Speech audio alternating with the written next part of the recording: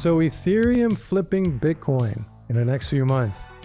This is a doozy, man. I never thought I'd be making a video like this, but last weekend I had my Beer and Caspa live stream, and I shared some information that really sent me down a rabbit hole of looking things up and researching stuff, chatting with Grok and so on. And I just came across a lot of information that sort of illuminated me. A little backstory is that for the last few months or so, I don't know, maybe going back like 6 months now, I've been saying that we're not going to get our bull run top at the end of this year. It's either going to be a rather disappointing bull run top, and then the next cycle is going to be, say, 2 years and into 2027, or we're about to experience yet another run up in a much larger bull run that's much more grand than we can imagine, ending next year or again in 2027. Now, the reasons that I've been saying this is there's a few reasons. Number one, I've noticed that with every single bull cycle, there's always been a money supply top roughly 2 years, give or take a few months, prior to Bitcoin's top. And it's without end. It's just like every single time it's like this. And this particular time period right now sort of reminds me of what I saw in the 2013 bull run, basically at the beginning of the bull run in 2011. So June of 2011, we had our first Bitcoin top, the first bull cycle top in June of 2011, where Bitcoin pumped 10,000x from 1/3 of a cent to $33. And then 2 months later, we had our money supply top that I'm talking about, the actual peak QE that happened that cycle. 2 months after that, first bull cycle top. And then roughly 2.5 years later, or a little bit less than 2.5 years, we had Bitcoin's 2013 top. We had the bull cycle's top, the top that everybody knows about and talks about. Nobody really talks about the 2011 one, but I think it was just way too far back, and it doesn't really get its due. But right now, today, right, the last money supply top that we've experienced was in April of 2020 because of COVID and all the insane money printed that happened back then. And this thus far is the first bull cycle, and it's in the entirety of crypto and all of crypto that we have not had a money supply top. In fact, we had the opposite. We had insane amounts of tightening. So if you look at the charts of the money supply, you see, and you adjust it by percent change on a month over month basis, you can see the tightening, right? It's completely different from any other cycle that we've ever had. And not only that, this is the first cycle in the entirety of crypto history that has not had any, reasonable interest rates, right? Either zero interest rates or very low interest rates. This is the first cycle where interest rates are high. You need interest rates to go roughly below 3% in order to increase investment and so on. So this is the first time we have not had that happen either. And it just has me thinking, like, right now with all the stuff that's going on, all the catalysts we're going to experience right now because of the Trump administration and the crypto-friendly administration, the money printing is going to start. The rate cuts are going to start, right? We're going to get down to, we're going to get probably a 25 basis point cut in a few weeks, but it's still not going to be good enough. It's only going to bring us down from 4.5 to 4.25 in terms of interest rates. So it's nowhere near what you need for that encouragement of investment and to boost the economy. But it's going to happen. It's going to happen, and it's going to happen over time. And when it does happen, there's usually a lag of about a year or more before you see the effects. And they're saying that peak QE, this money supply top that I've been referring to, is going to happen sometime mid next year, probably going to happen sometime mid next year, which will take us out to a, let's say November, December 2027 bull cycle top, if that happens. So I mean, yeah, I've just been going down this rabbit hole. I've been looking through, a lot of stuff, a lot of things related to that, but came across all this whole Ethereum thing. Now, first things first, Just to let you know, this is not financial advice. If you think this is financial advice, I'm going to have to punch you in the balls.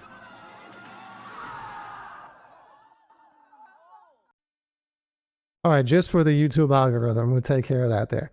Now with Ethereum for the last week or so has been making love, sort of like making out with its all-time high, but not actually going all the way. Making out, but not going all the way. So that's not very nice, right?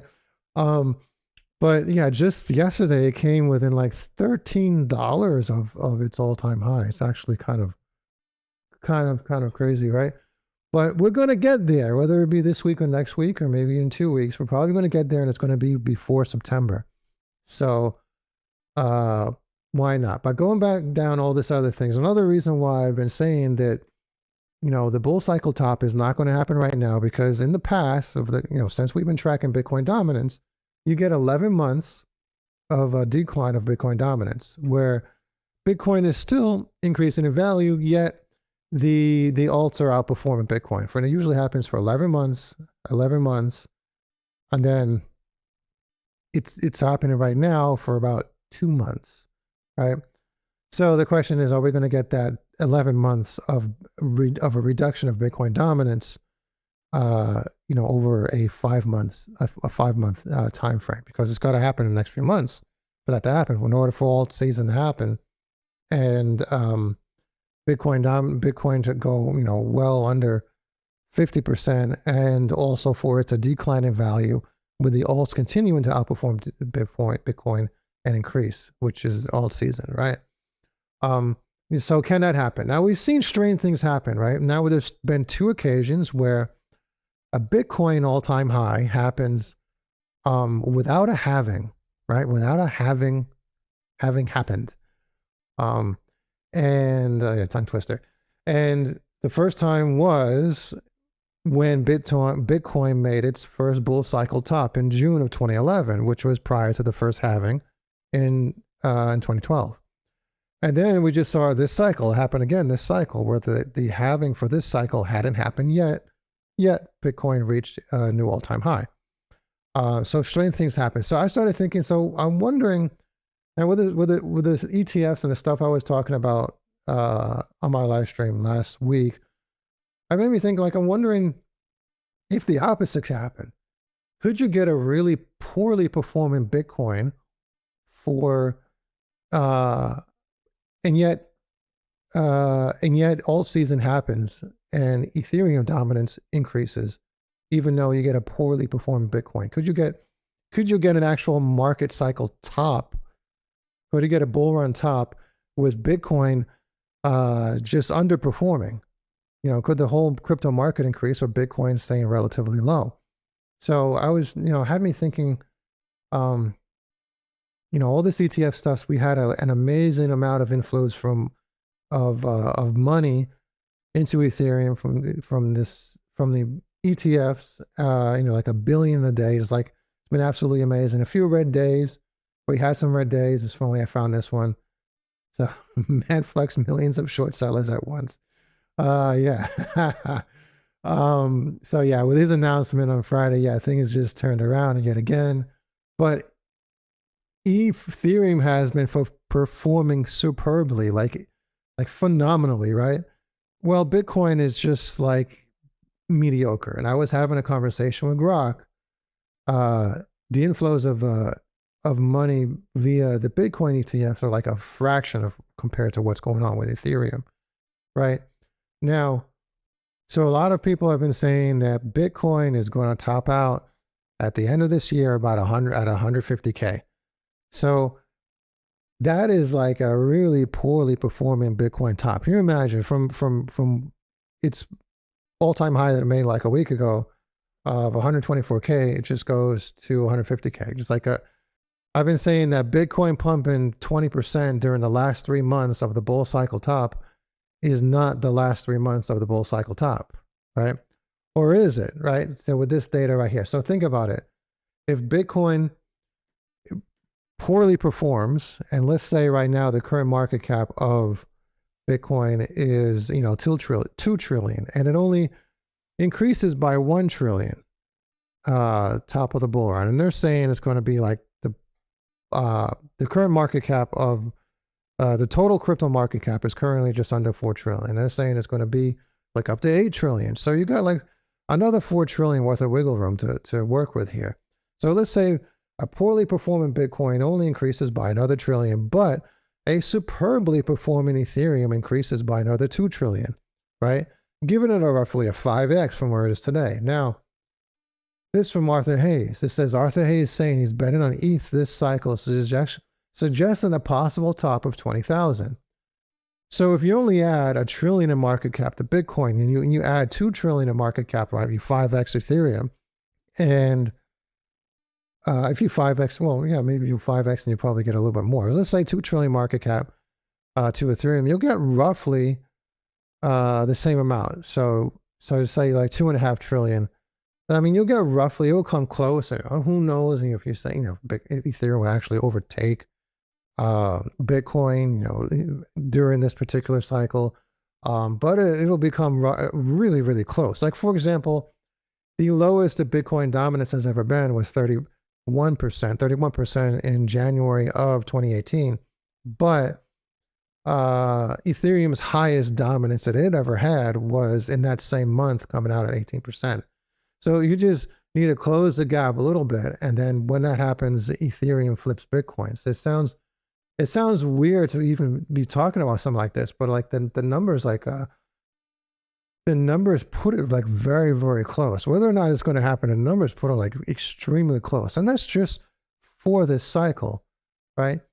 So going forward, I was looking at the trends and what's going on right now. So see, I'm searching, here's Google Trends for best altcoins. The amount of searches right now for, let's say, best altcoins, the trends with new market participants coming into the market and buying and trying to figure out what to buy and how to buy and all things like that. It's relatively low, right? It's not what you would think for a fabulous bull cycle top, right? Within the next 3 months, like literally in 3 months, right? It's not what you would expect. Right. So if you compare it right now, and this right here is the Trump pump. This is after Trump got elected. Right. This is a Trump pump. This is the amount of activity. And its current activity is nowhere near where it was during the Trump pump. Right. Now, if you go back, just take this to a 5-year chart and you go back to the previous cycle, look how it is to compare. So we got a lot of room. We got a lot of room for growth, and we have to do it pretty damn fast if we're going to see a bull cycle top in the next 3-4 months. So now a lot of people are expecting this. A lot of people are saying that the expectation is this is going to happen over the next 4 months.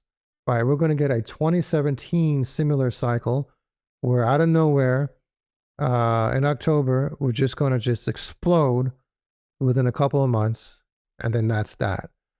I mean, I don't know. I don't see this likely at all. Now, if you compare this, let's bring this down.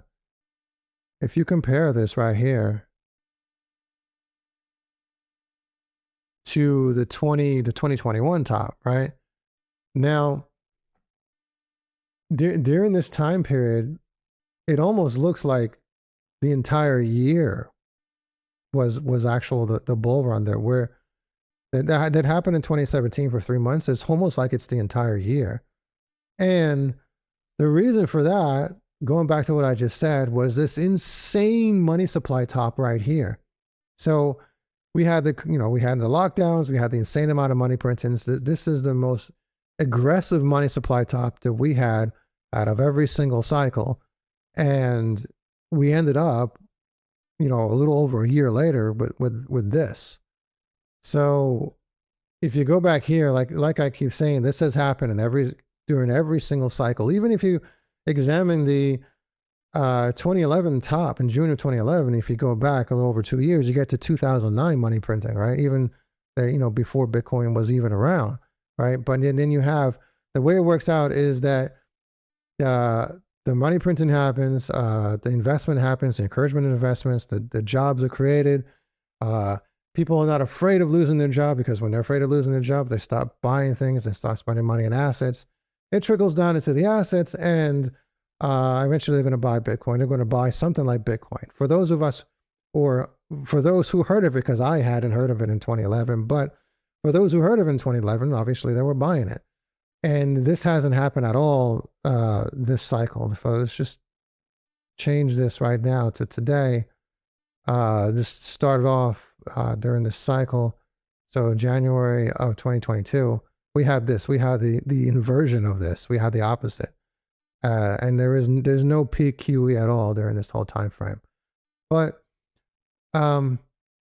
so that's what you need. Typically, that's what you need in order to kick off the bull run. You need this. You need new market participants to come in and start buying like crazy, entering in the market, and they start pumping the entire market. Now, this is sort of happening right now with Ethereum. Right now, it's just happening without retail. Retail is here in such a minor way that it is so insignificant, right?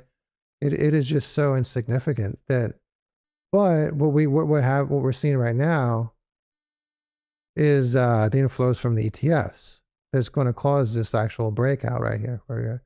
So it's going to cause, Ethereum to just beat its all-time high, which is probably going to happen very, very, very, very soon. And then one thing led to another. I researched this guy, and this guy, Tom Lee, he's like the Michael Saylor of Ethereum.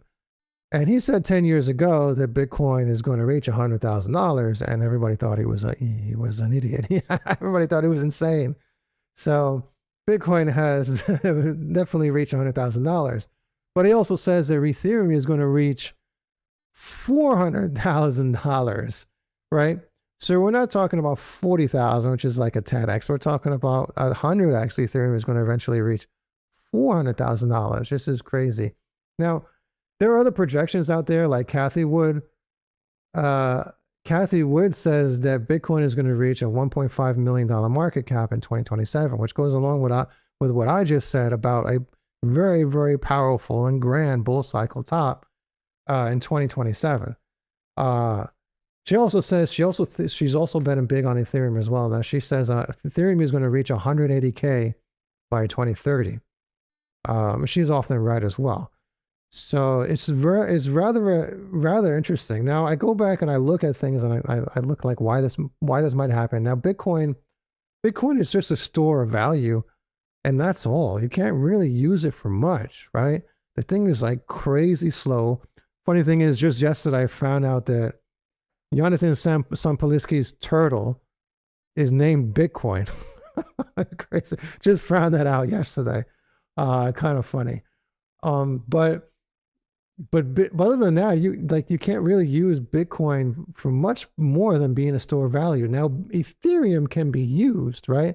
You have here like JP Morgan building its stablecoin on Ethereum. You have other things like Robinhood developing its own layer 2 based on Ethereum. You have all this stuff. Obviously Coinbase is doing that. You have all this stuff with going on with Ethereum, like tokenized assets and all this, all this stuff that Ethereum is being used for. Mind you, I really don't like Ethereum, right? I think it's slow. I think the gas fees are insane. I sort of cringe when I find a new meme coin that I have to invest in on Ethereum, because I know the gas fee is going to be killer. And it's proof of stake. I mean, it's like proof of stake. Like, what is the point of crypto if you're going to be doing proof of stake? Proof of stake means that there's a centralized entity that can control it. And if they want, they could just print tokens, right? I'm like, we already have the Federal Reserve. We want to get away from that. That's why we invented crypto, right? So that's why, I'm more towards the proof of work side of things. So in the long run, in the long run, like we're talking about a long time, I would imagine that anything proof of stake is just not going to survive. But in the meantime, we're here to make money, right?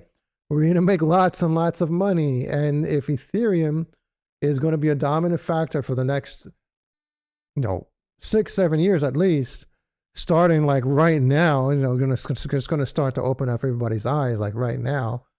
Fine, whatever.